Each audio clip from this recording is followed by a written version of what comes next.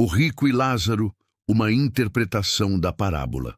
A narrativa que Jesus conta, tão concisa e devastadora em sua simplicidade, é como um diamante lapidado sob pressão extrema. Cada faceta refrata uma luz diferente, revelando verdades sobre Deus, a humanidade, a justiça e a eternidade.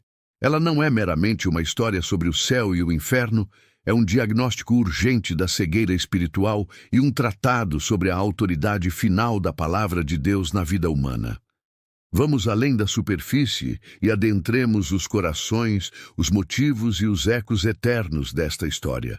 E os dois reinos na terra, a geografia da alma, na paisagem urbana de Jerusalém ou de qualquer grande cidade do império, dois homens existiam em órbitas tão distantes que poderiam habitar planetas diferentes, ainda que separados por apenas alguns metros de pedra e poeira.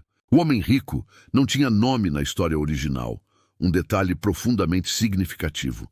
Na eternidade, sua identidade, construída sobre posses e status, evaporou. Mas, para nossa interpretação, vamos chamá-lo de Eleazar, um nome hebraico que significa Deus ajudou. A ironia é intencional. Eleazar, filho de uma próspera família sacerdotal ou de comerciantes, vivia envolto em uma aura de divina aprovação. Suas vestes eram de púrpura e linho fino.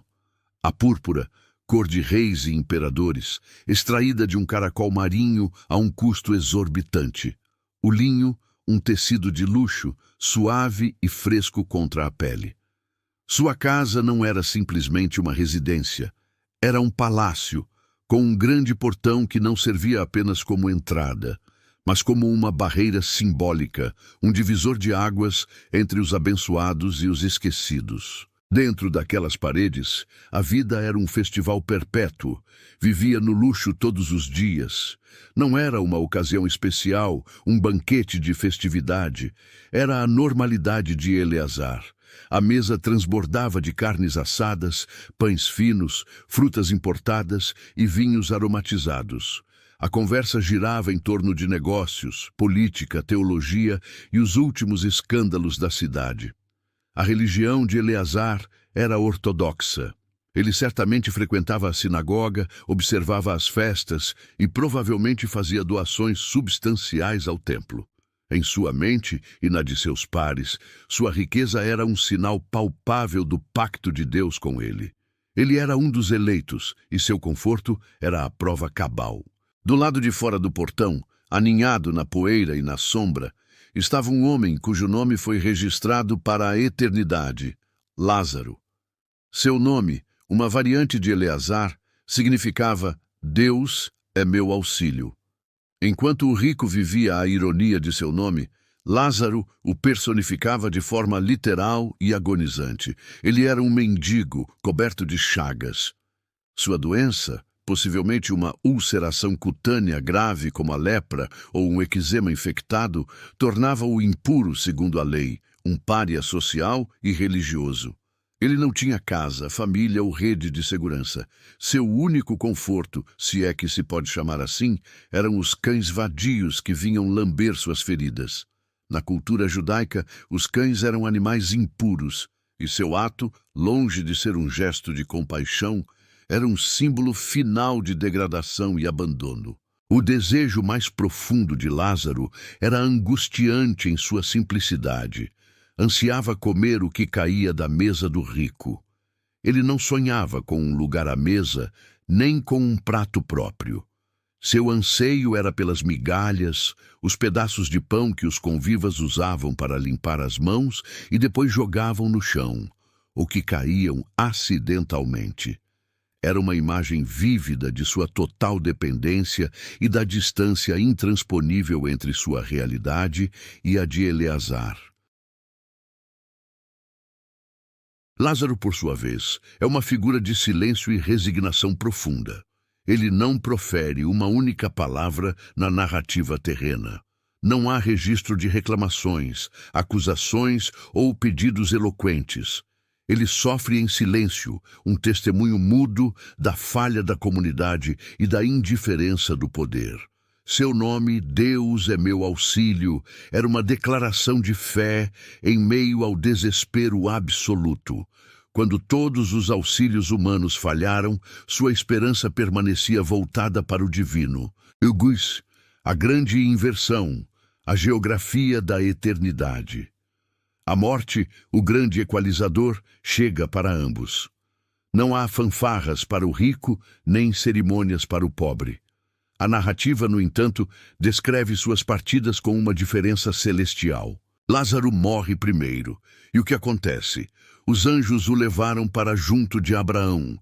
A imagem é de uma solenidade terna e gloriosa. Seres celestiais, mensageiros do Deus Altíssimo, descem para realizar o funeral de um mendigo que não teve sequer um túmulo. Ele é conduzido ao seio de Abraão, uma expressão idiomática judaica para o lugar de descanso, consolo e intimidade com o grande patriarca da fé. As chagas são curadas, a fome saciada, a humilhação apagada. O homem que era tratado como lixo pela sociedade é recebido como um filho honrado na corte celestial. Eleazar também morre e é sepultado. Podemos imaginar um funeral suntuoso, com carpideiras profissionais, um caixão de cedro, um túmulo escavado na rocha e elogios fúnebres que celebravam sua vida abençoada. Mas a realidade, além do véu, é radicalmente diferente. No Hades, onde estava sendo atormentado, ele olhou para cima. O Hades, aqui, não é o inferno final, Gina, mas o reino dos mortos, a habitação provisória dos falecidos antes da ressurreição. No entanto, para os ímpios, já é um lugar de tormento.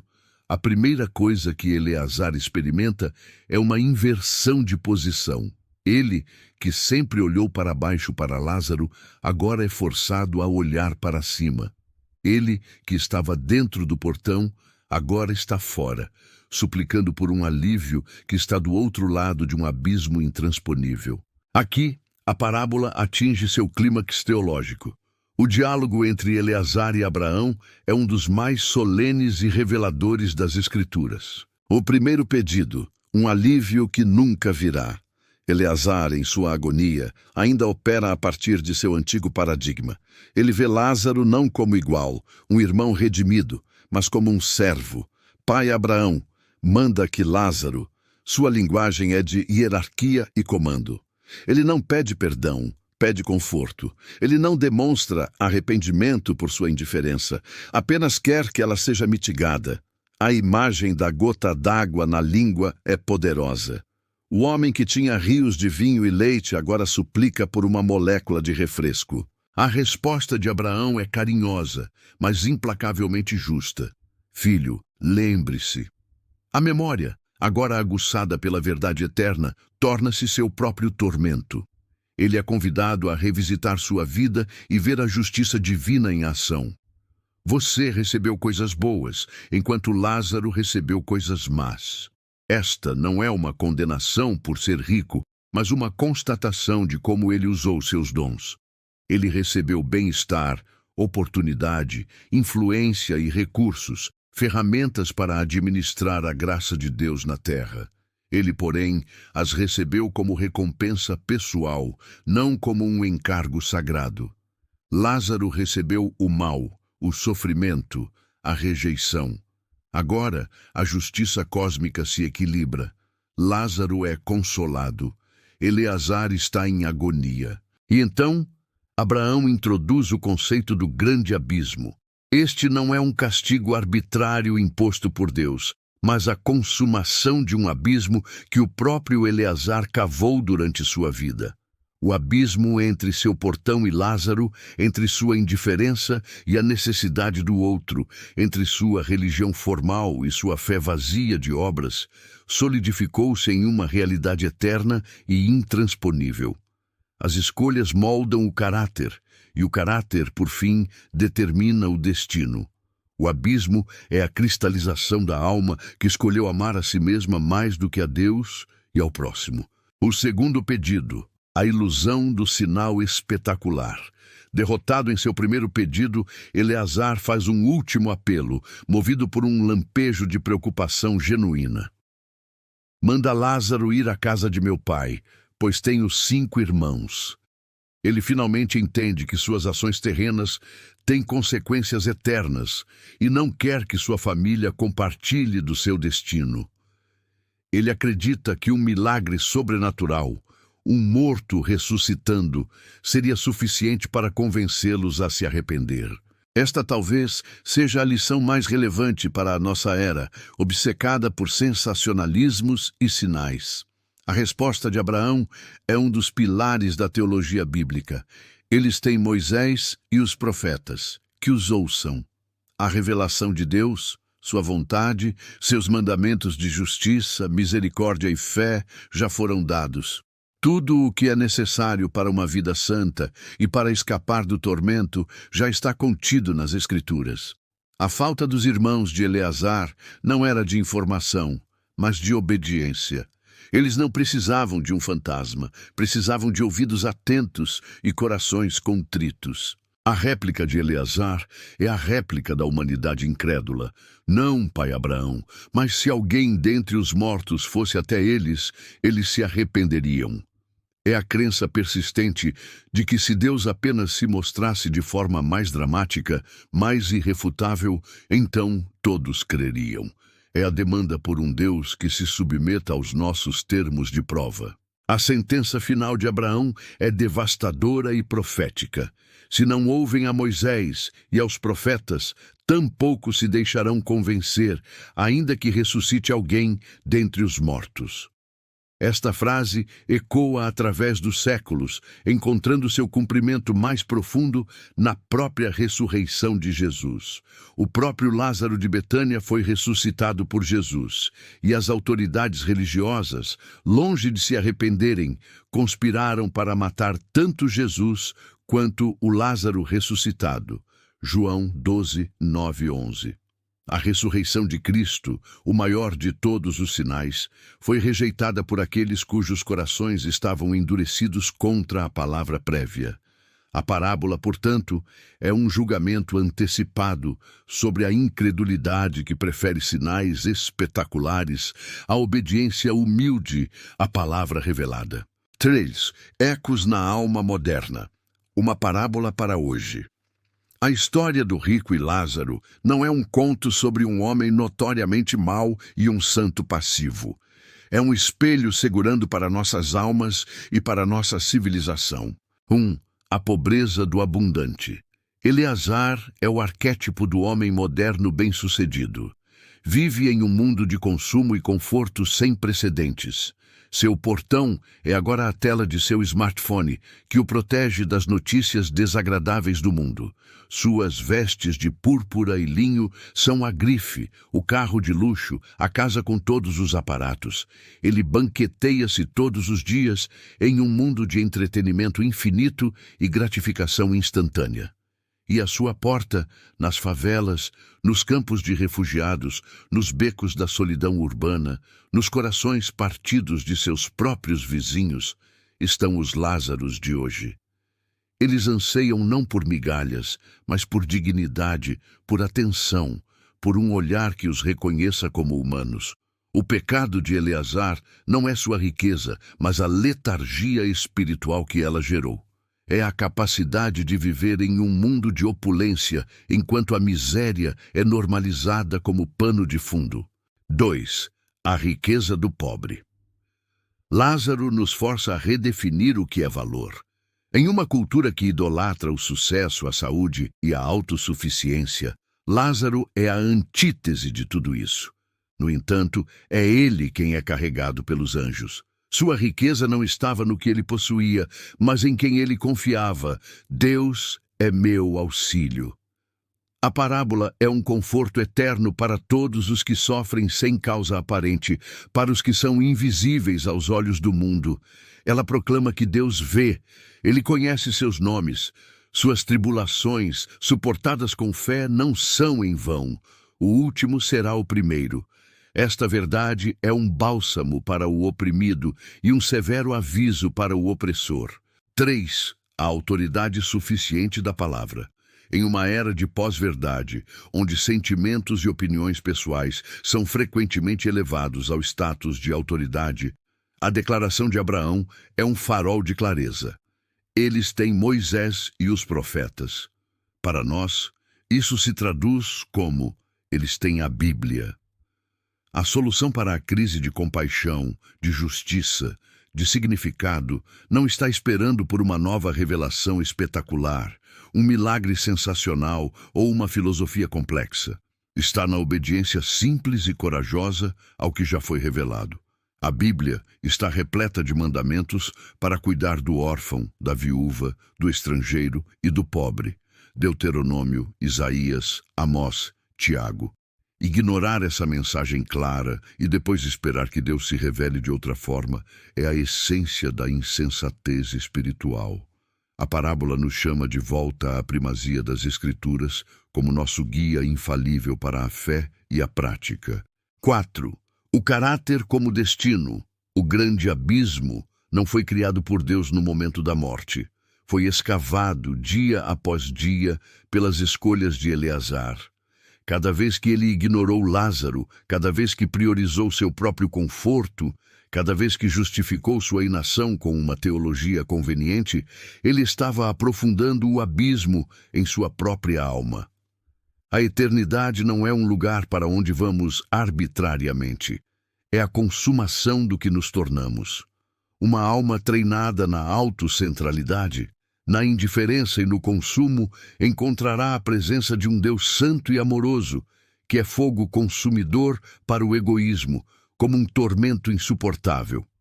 Uma alma treinada na dependência, na humildade e na esperança em Deus, mesmo em meio ao sofrimento, encontrará essa mesma presença como o mais doce dos consolos. O inferno é a solidão eterna do eu, que se fechou para o outro e para o outro. O céu é a comunhão eterna daqueles que aprenderam a amar. Conclusão. O chamado final. A parábola do rico e Lázaro termina de forma abrupta. Não há desfecho feliz para Eleazar. Não há um epílogo onde seus irmãos se arrependem. O silêncio que se segue é o espaço deixado para a nossa resposta. Esta história é um convite urgente para a metanoia, uma mudança de mente, uma revolução na perspectiva.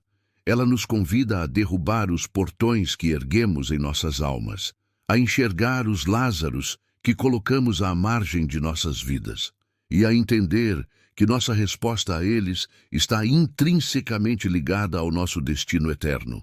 Ela nos ordena a confiar na suficiência da palavra de Deus. Em vez de buscarmos sinais e maravilhas para sustentar nossa fé, somos chamados a mergulhar nas Escrituras e a obedecer ao que lemos, especialmente os chamados incômodos à justiça e à misericórdia. Por fim, a história aponta de forma sombria, mas necessária, para a realidade final do julgamento. Deus não é um avô permissivo, ele é um juiz justo. Sua graça é oferecida abundantemente nesta vida, através de Cristo, que se fez pobre por nós, para que pela sua pobreza nos tornássemos ricos. 2 Coríntios 8, 9. Ele é o verdadeiro rico que voluntariamente deixou o seio do Pai, foi lançado fora do portão celestial e experimentou o abandono e a agonia na cruz para atravessar o grande abismo que nosso pecado cavou. Em Jesus, o maior Lázaro, ferido por nossas transgressões, encontramos a única esperança de que nossa história tenha um final diferente da de Eleazar. A escolha, como demonstrado de forma tão vívida na parábola, é nossa. Ouviremos a Moisés e os profetas? Ouviremos aquele que ressuscitou dentre os mortos? E mais importante, obedeceremos? O tempo entre o era uma vez e o chegou o dia em que o mendigo morreu é preciosamente curto. Que o usemos com sabedoria, um agradecimento do coração e um convite especial. Querido seguidor, chegamos ao final desta jornada de reflexão sobre uma das parábolas mais profundas das Escrituras. Espero de coração que estas palavras tenham ressoado em seu espírito, trazendo novos insights, conforto para sua alma e um impulso para uma vida com mais propósito e compaixão. Escrever e refletir sobre esses ensinamentos são uma tarefa que faço com muita seriedade e amor. Saber que esse conteúdo chegou até você e fez parte do seu dia é a minha maior recompensa. Agora, eu tenho um pedido especial para você. Compartilhe este conteúdo. Se esta interpretação tocou seu coração ou fez você pensar, imagine quantas outras pessoas ela pode impactar. Compartilhe com familiares, amigos ou em seus grupos. Vamos juntos espalhar mensagens que edificam e trazem luz. Siga o canal e não perca as próximas. Quer se aprofundar ainda mais? Não deixe de seguir o canal para acompanhar os próximos estudos, reflexões e descobertas. Há muito mais por vir e seria uma honra tê-lo conosco nesta caminhada. Cada like, cada comentário e cada compartilhamento ajuda esta comunidade a crescer e a levar adiante a semente da palavra. De antemão, agradeço imensamente por seu apoio. Sua presença aqui é o que dá sentido a este trabalho. Que Deus em Cristo abençoe sua vida e sua casa. Até a próxima.